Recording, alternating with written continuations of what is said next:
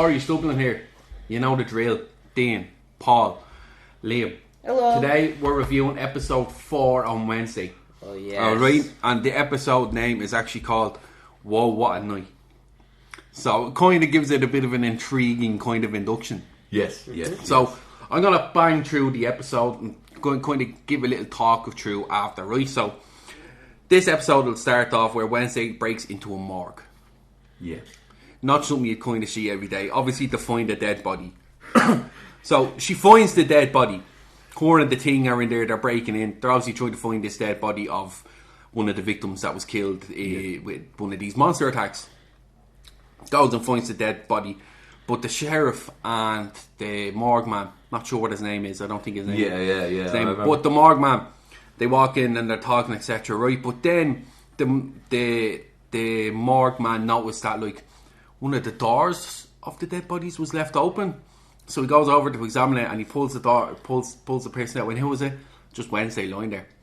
Eyes wide open. Not a problem. And she convinced him that much that he actually thought she was a dead body and then closed the door again. Fantastic. Fantastic, like, right? So she was pretending to be a dead body. What, right? So then next we see Wednesday is back in her dorm with our roommate.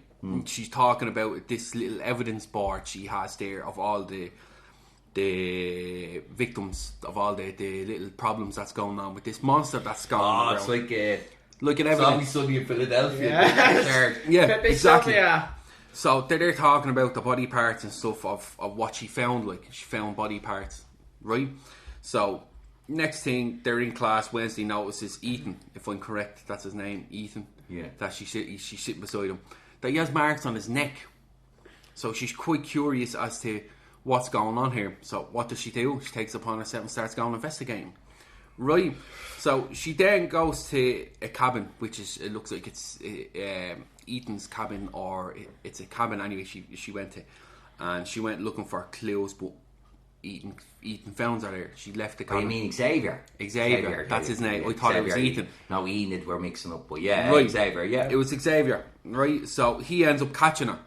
And he's like, what are you doing here? You shouldn't be here. She's like, oh, I came looking for you. And next thing, one leads to another, and she ends up inviting him to the dance. An excuse. Something that you don't even think Wednesday would be quite into is this whole dance kind of thing. But she even how dark she is, she invited him. This is the painter guy, Xavier. Xavier, yeah. Yeah, not the coffee guy. No, coffee guy's Tyler. Yeah. So she uses that as an excuse, saying, "Oh, I was looking at. I want you to go to the dance with me, right?" So they agreed to go. So as we know now, it was only to distract them. Yeah, really, just as an excuse for now, right? So now she's back in her dorm. She tells her roommate, Enid. She tells her roommate Enid, I'm going to the dance now with Xavier, blah blah blah. She's all excited. She's like, oh, we have to go dress shopping and stuff. And they end up outside the dress shop, and Wednesday's like, I'm not doing this. This isn't me. Don't even try and get me started on it. And it's a white party dress as well, isn't it? Yeah. She's like, I don't want this. She doesn't do it. I'm not having this, right? So Edith still goes to look for her dresses, but what does Wednesday do? Wednesday goes off, does her own thing. She ends up going to the sheriff. Yeah. She starts talking to the sheriff about working together on these murders going around with this monster going on. Yeah. She's trying to convince the sheriff, look, let's work together. I can do my things from inside in the school. You can do your things from outside here in the town. Yeah.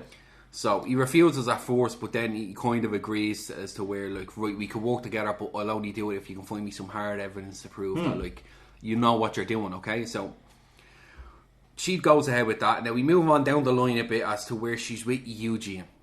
Yes. Now he steals scenes, doesn't he? He loves the little. He loves being around women. He's a giddy little kid. He reminds me of that kid from the Goonies. Like, he doesn't do much, but he just pops up out of nowhere. And he's funny. Yeah. Do you know what I mean? Now the two of them are looking at pictures together. Now, if I'm right, he's in his B shed. Yeah. Do you know what I mean? So they're looking together at these pictures and they're trying to figure out what's going on, right? But Eugene recognises one of the pictures. He said this is some sort of cave that he recognises, and he's not getting too much into it. But she manages to convince him, right, we're going down there. So as Wednesday is, we're going down. We're going to visit this cave, right? So they go to the cave and realise that this is actually where this monster thing does be. Yes. So they go in and they investigate the monster. They go in and investigate the cave to see what's there. And she finds a claw and some cloth with blood on it.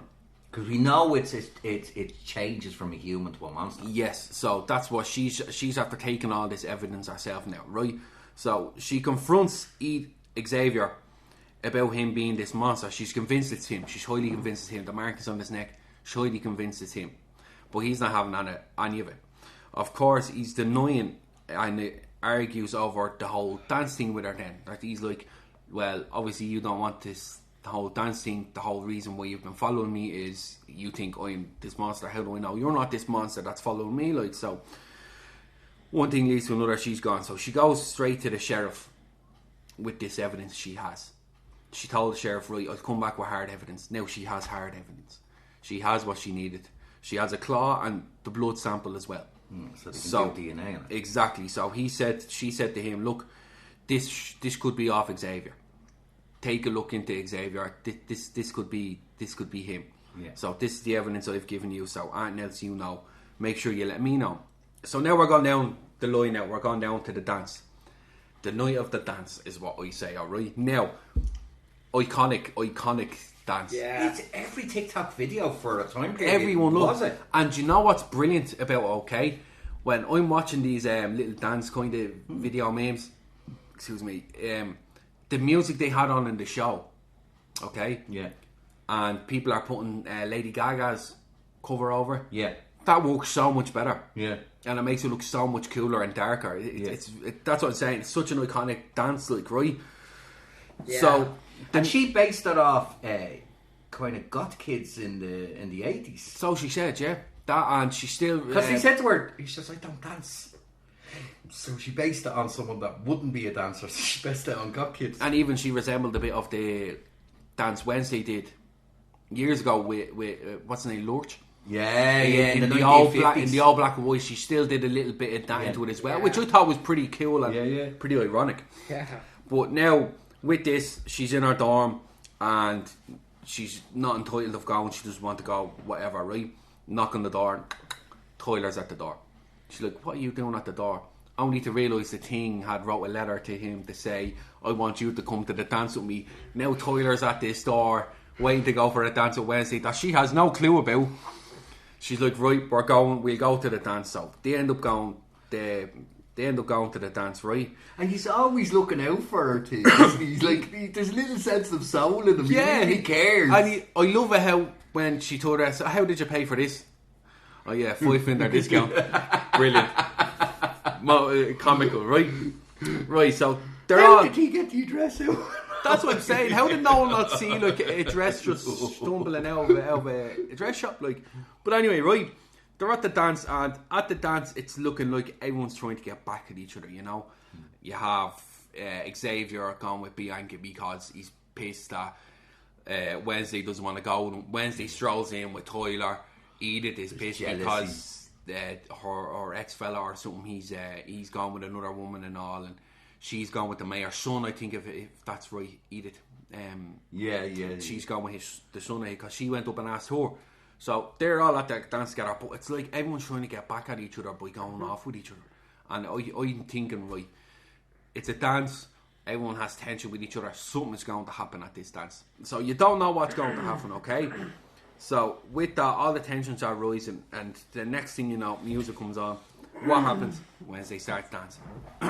She does that dance, and I thought... And she's in black, she's the only person in black. And the way she's doing it is fantastic. I think that's one of the most iconic scenes out there at the minute now. And not just because it's different. Look at TikTok. Yeah, it's different, you know. It's all white, and then it's just this one black chick, and she's dancing. Do you know what it reminds me of? What? And I know I'm kind of getting out of topic for a second. Yeah. Do you remember in Spider-Man 3, the Tobey Maguire one, where... Bully Maguire. Bully Maguire is doing the dance. If you actually sit down now, when he's in the club and he's doing this dance just to piss your one off. Oh, fantastic. If you actually watch the comparison, it's actually quite similar and it's fantastic to watch. Like, and you wouldn't think it, right? But she's doing this dance. And everyone... and everyone's watching her, they're Star Trek. She's like, Wednesday's dancing, what's going on here? Like, And then the funny part of the dance was out now where she vanishes and the thing just touched on her shoulder. Look, she's just standing there. It's fine. Brilliant. Not an inch, not a single blink. No, fantastically. Right? So good.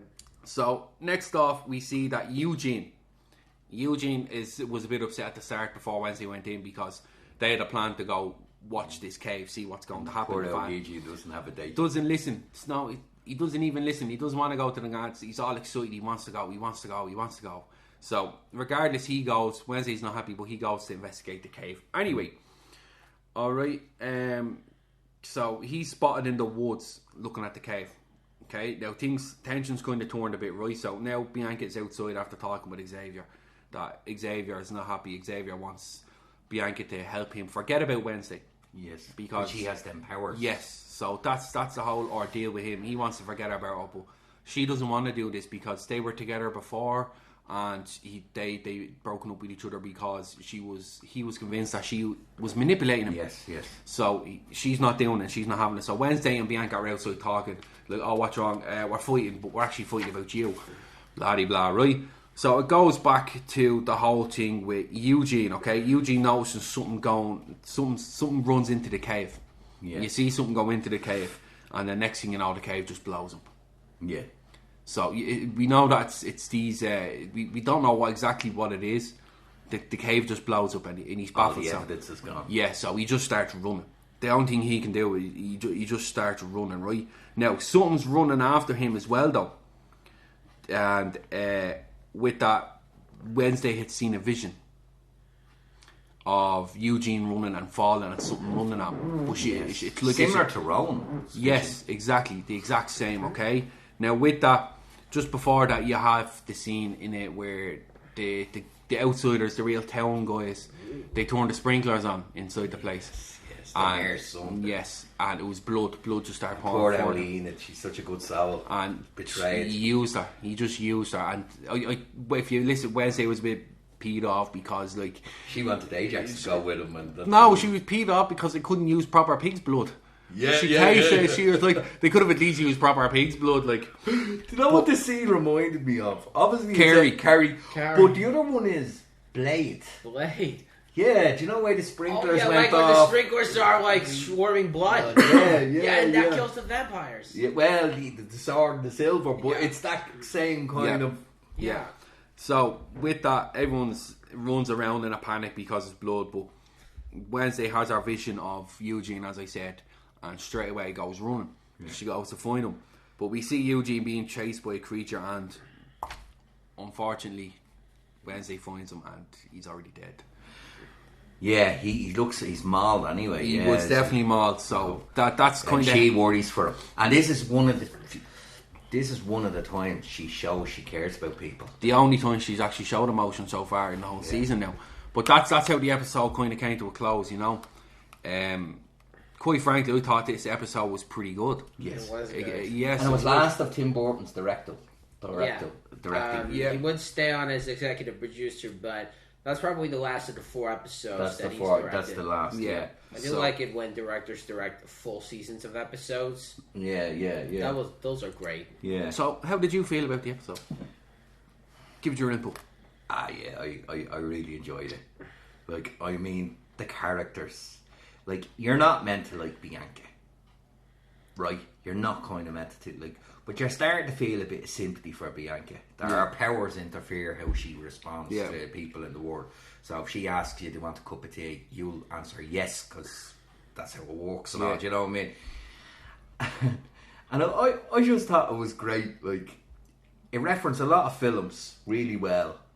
And as I said, the dance scene and the way they ended it. You know what I mean? Like, I was like, where are you going to take it from there now? And the whole lot. And it shows that the outcasts are outcasts. Yes. The townspeople.